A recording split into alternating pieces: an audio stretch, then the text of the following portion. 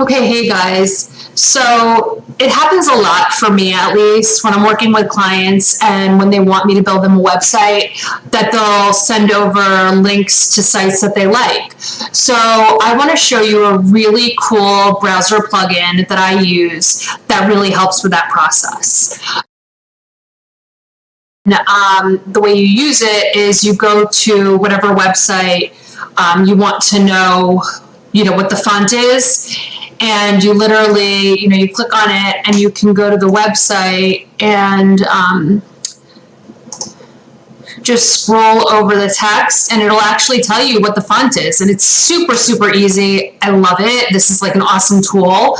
So you can see here with Search Engine Journal, I'm using it. It's showing me the font that's being used in these navigation and in the actual text itself.